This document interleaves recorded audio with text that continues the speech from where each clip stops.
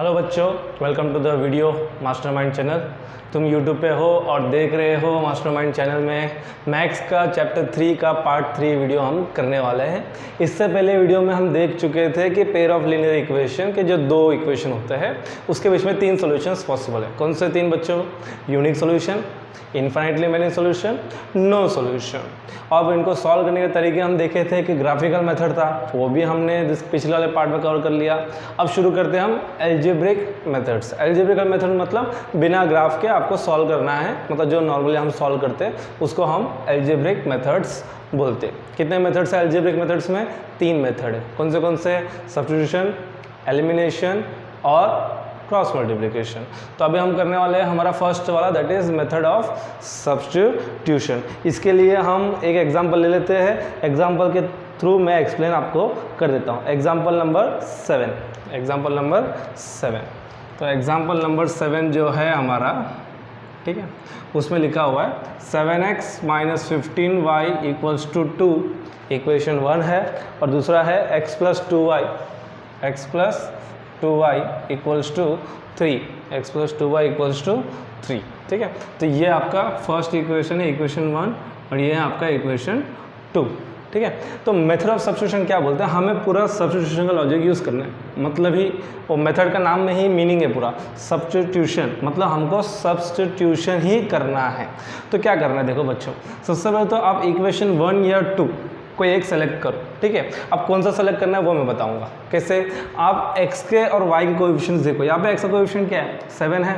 यहाँ पे y का कोएफिशिएंट क्या है? 15 है। ये बड़े बड़े हैं, ठीक है, तो इसको इग्नोर करो। ऐसा इक्वेशन पकड़ो जिसमें x और y दोनों के कोएफिशिएंट्स छोटे हो, दोनों में से किसी एक का भी कोएफिशिएंट्स छोटे हो। तो इसमें हमको पता चल जाता है कि कौन सा इक्वेशन को लेना चाहिए हमें, इक्वेशन नंबर 2। तो यहाँ से आपको लिखना भी आना चाहिए। देखो मैं कैसे लिखता हूँ, इसे ही फॉलो करना। सॉल्यूशन, ठीक है, फ्रॉम इक्वेशन 2, तो हम इक्वेशन 2 ले लेंगे। x plus 2y equals to 3, x plus 2y equals to 3। इसमें अभी आप किसी एक वेरिएबल को, मतलब दो वेरिएबल है हमारे पास x और y, किसी एक वेरिएबल को सब्जेक्ट बनाओ। क्या बनाओ? सब्जेक्ट ऑफ द फॉर्मूला बनाओ। मतलब उसको एक तरफ रखो, बाकी सबको दूसरे साइड भेज दो। किसी को भी बना सकते हो, x को भी बना सकते हो, y को भी बना सकते हो। ठीक है, तो अब कौन सा सेलेक्ट करना है? x को सेलेक्ट करना है या y को सेलेक्ट करना है? अगेन मैं ये बोलूँगा कि उसको सेलेक्ट करो जिसका कोएफिशिएंट छोटा।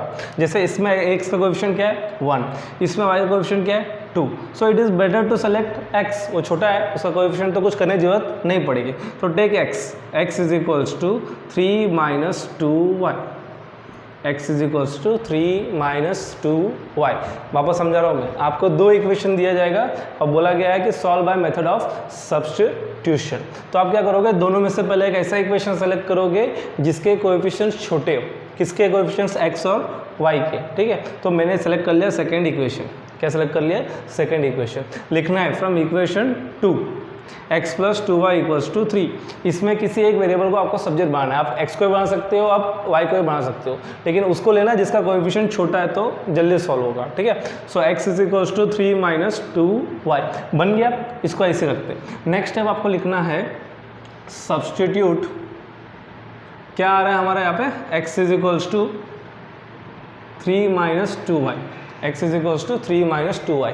किस में सब्स्टिट्यूट करना है? हमने लिया इसको सेकंड इक्वेशन में, तो पुट करेंगे फर्स्ट इक्वेशन में। ये बहुत इंपॉर्टेंट है। आप किस में से ले रहे हो? सेकंड इक्वेशन में, तो पुट करना है इसको फर्स्ट इक्वेशन में। सो इन इक्वेशन 1, अगर आप यहाँ पे फर्स्ट इक्वेशन लेते तो आपका जो भी आंसर है उसको आपको सेकंड इक्वेशन में पुट करना है। फ्रॉम 2 अगर आप ले रहे हो तो सब्स्टिट्यूट 1, फ्रॉम 1 लोगे तो सब्स्टिट्यूट इट इन 2। ठीक है, तो इक्वेशन 1 में हम सब्स्टिट्यूट करेंगे। इक्वेशन 1 क्या है? 7x minus 15y equals to 2। तो x की जगह पे रखो 7 into 3 minus 2y minus 15y equals to 2। तो आप सॉल्व करते हैं। 7 3 सा 21 minus 14y minus 15y is equals to 2। ठीक है, तो माइनस 14y माइनस 15y कितना हो गया? Minus 29y। 21 को उस साइड भेज देते हैं, so 2 minus 21, so minus 29y is equals to minus 19। Minus minus cut जाएगा, so y is equals to 19/29। y is equals to 19/29। आपको मिला y की वैल्यू। क्या मिला है, y की वैल्यू। अब इस वैल्यू को लेके take y and substitute it in any one equation, किस में पुट कर दो, फर्स्ट में भी पुट करो, सेकंड में पुट करो, y की वैल्यू पुट करो, x मिल जाएगा आपको, ठीक है। तो वापस वो इक्वेशन सेलेक्ट करो जो आपको ईजी लगे, ठीक है। तो I am selecting equation 2। Now लिखो सब्सटीट्यूट y इक्वल्स टू, कितना है y हमारा, 19/29 इन इक्वेशन 2, इन इक्वेशन 2, ठीक है। तो इक्वेशन 2 क्या था हमारा, x plus 2y equals to 3, x plus 2, y कितना आ रहा है 19/29 is equals to 3, so x plus 19 2 ज़ा 38/29 is equals to 3, so x is equals to 3 minus 38/29, x is equals to 3 minus 38/29। इसका एलसीएम ले लो तो कितना हो जाएगा 29 इंटू 3 कितना हो जाएगा हमारा 87 माइनस 38, 87 माइनस 38, 87 माइनस 38 करेंगे तो कितना बचता है हमारे पास, कितना बचता है बच्चों, देख लो, ये हो जाएगा 79 और 30 गया तो 49 डिवाइड बाय 29, ठीक है। तो ये आ गया आपको x की वैल्यू, ये आ गया y की वैल्यू। देयरफॉर हम बोलेंगे x is equals to 49/29 and y is equals to 19/29, ठीक है। वापस समझा रहा हूँ मैं how to solve method of substitution. दो इक्वेशंस दिए जाएंगे आपको, कितने, दो इक्वेशंस दिए जाएंगे, उस दोनों में से आपको पहले ऐसा इक्वेशन सेलेक्ट करना है जिसके कोएफिशिएंट्स आपको छोटे लगे, ठीक है। छोटे इसलिए आप पहले भी सेलेक्ट करते तो भी आंसर आता, छोटा इसलिए ताकि जल्दी सॉल्व हो, ठीक है, और कुछ नहीं। सो मैंने सेलेक्ट किया x plus 2y equals to 3।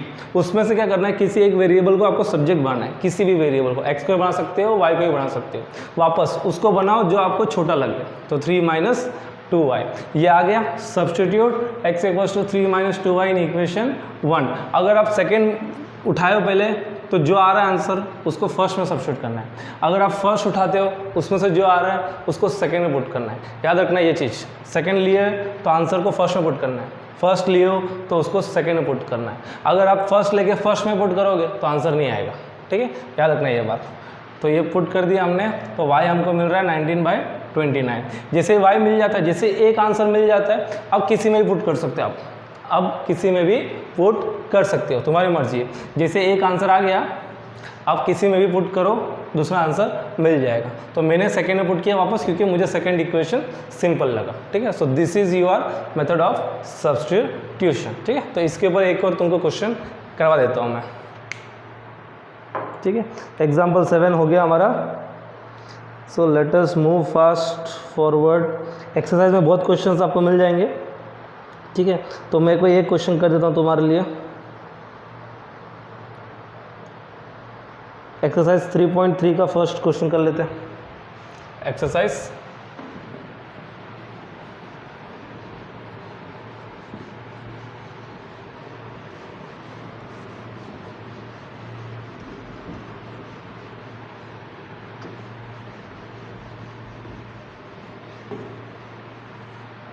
और एक और चीज़ आपको मैं बोल दूं कि कभी भी क्वेश्चंस अगर आपको स्टैंडर्ड फॉर्म में नहीं मिले तो पहले आप उसको स्टैंडर्ड फॉर्म में लाओ, ठीक है। एक क्वेश्चन मैं तुम्हारे लिए कर लेता हूं, एक्सरसाइज 3.3 में, ठीक है। फर्स्ट का 6th क्वेश्चन में कर रहा हूँ, फर्स्ट में 6th क्वेश्चन में कर रहा हूँ, जो फ्रैक्शन के फॉर्म में दिया हुआ है 3x/2 minus 5y/3 is equals to -2। ये पहला इक्वेशन है। एंड दूसरा इक्वेशन जो है हमारे पास x/3 plus y/2 is equals to 13/6 is equal to 13/6। कभी भी आपको इस तरीके से इक्वेशंस मिले जहाँ पे डिनोमिनेटर्स बहुत सारे दिख रहे हैं तो पहले आप एलसीएम ले लो, उसको स्टैंडर्ड फॉर्म में ले लो। कई बार क्वेश्चंस आपको पॉइंट में भी होगा, ठीक है। इसके ऊपर वाला एक क्वेश्चन है जो पॉइंट में, तो पहले सब पॉइंट हटा लो, ठीक है। तो नॉर्मल एकदम पहले स्टैंडर्ड इक्वेशन बनाओ उसको, तो फिर तुम्हें टेंशन नहीं रहेगा, ठीक है। तो 2 और 3 का एलसीएम क्या हो जाएगा 6, 2 से क्या इंटू करना चाहिए 3, तो 9x माइनस 3 से क्या इंटू करना चाहिए 2, तो 5 2 सा 10 इज इक्वल्स टू -2। 6 को तो भेज देते हैं, 9x minus 10y is equals to -12। तो ये अब हमारा बनेगा इक्वेशन 1। तो मैंने सिंपल कर दिया इक्वेशन को स्टैंडर्ड फॉर्म लाने के लिए।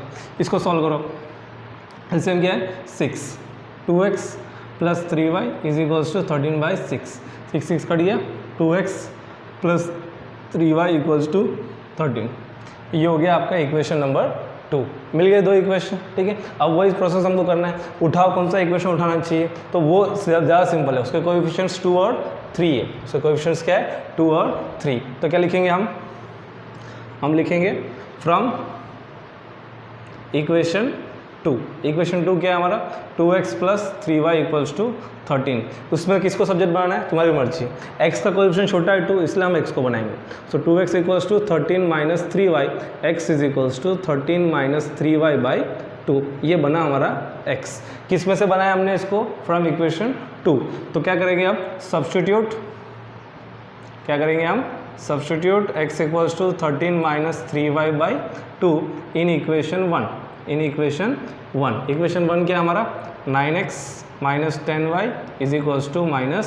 तो x की वैल्यू पुट कर दो इधर, 9 × 13 - 3y / 2 -10y = -12 करो अब, ठीक है। 13 9 ज़ा 117 -9 × 3 27y, और एलसीएम भी ले लेंगे साथ में, -20y और 2 को उधर भेज देंगे तो इज़ -24, ठीक है। अब इसको वापस सॉल्व करके देख लेते हैं, ठीक है। तो -27y और -20y कितना हो जाएगा, ये -47y। कितना हो जाएगा ये, -47y। ये 117 भी उधर चला जाएगा तो कितना हो जाएगा, -24 - 117। तो -47y = उन दोनों को ऐड कर लो, कितना हो जाता है, तो ये हो जाता है -141। माइनस माइनस कट कर देंगे, y = 141 / 47। 47 1 ज़ा 47 3 ज़ा, तो y = आपको बन गया 3। y = कितना बन गया, 3। इसको पुट कर देंगे आप कोई भी इक्वेशन में, तो सब्स्टिट्यूट y = 3 इन इक्वेशन 2। मैं 2 में कर रहा हूँ क्योंकि 2 सिंपल लग रहा है, ठीक है। आप किसी में भी करो, एक बार एक वेरिएबल मिल गया तो दूसरा बनता जाएगा, ठीक है। सो 2x + 3 × 3 = 13। 2x + 9 = 13। 2x = 4, x = 4/2, x = 2। तो आपका सोल्यूशन है x = 2 एंड y = 3।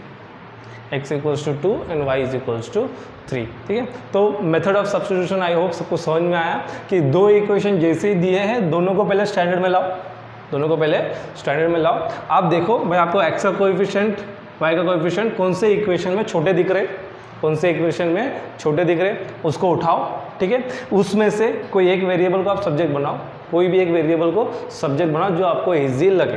तो मैंने सेकंड इक्वेशन उठाया यहाँ पे, उसमें से मैंने x को सब्जेक्ट बनाया, और जो सेकंड इक्वेशन में उसे उठाया उसको किस में पुट करना है, फर्स्ट इक्वेशन में। सॉल्व करो तो आपको 1 मिल जाएगा, तो मुझे मिल गया y = 3।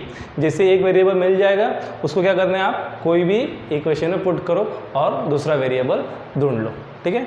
I hope method of substitution जो है ये क्लियर हो गया। इस पर एक और पॉइंट है इंपॉर्टेंट, मैं समझा देता हूँ, ठीक है। और 2-3 मिनट, फिर ये सब्स्टिट्यूशन मेथड तुम्हारा अच्छे से कंप्लीट हो जाएगा, ठीक है। तो ये जो अभी हम सॉल्व किए, जिसमें x और y दोनों वैल्यू हमको मिल जाता है, x और y हमको दोनों मिल रहा है कि x का आंसर इतना है, y का आंसर इतना है, इसको हम बोलते हैं यूनिक सोल्यूशन, क्योंकि x और y की वैल्यू मिल रही है और ऐसा एक ही सोल्यूशन है। तो नो सोल्यूशन और इनफाइनाइटली मेनी सोल्यूशन भी तो पॉसिबल है, तो आपको कैसे पता चलेगा। लेट अस से आपको मैं क्वेश्चन दे दूँ कि solve x + 2y = 3 and 2x + 4y = 10। इसको सॉल्व करके बताओ। फॉर एग्जांपल मैंने बता दिया, तो चलो हम सॉल्व करते हैं नॉर्मल हमारे तरीके से। इक्वेशन 1 ले लिया, फ्रॉम इक्वेशन 1 मैंने इक्वेशन 1 ले लिया, x + 2y = 3। So x = 3 - 2y बोल सकते हैं, ले लिए। इसको पुट कर देंगे इन फर्स्ट से लिए तो इसको पुट कर देंगे इन सेकेंड।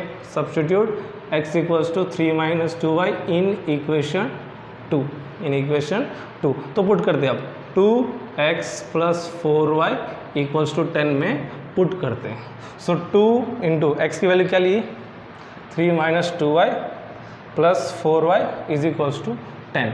तो 2 3 ज़ा 6 - 4y + 4y = 10। तो -4y + 4y कट गया, तो बचा क्या आपके पास 6 = 10। तो क्या ये पॉसिबल है? नो। तो ये पॉसिबल नहीं है। तो जब भी आपका ऐसा हो कि आप दो इक्वेशन को लेके सॉल्व करने का ट्राई कर रहे हो और आपको ऐसा कुछ आ जाए कि भाई वेरिएबल सब कट गए, एक नंबर लेफ्ट साइड पे दूसरा है और राइट साइड पे दूसरा नंबर है, लेफ्ट साइड पे दूसरा नंबर है और राइट साइड पे दूसरा नंबर है, 6 = 10, ये पॉसिबल नहीं है, मतलब इसका सोल्यूशन है ही नहीं। It has no solution, it has no solution.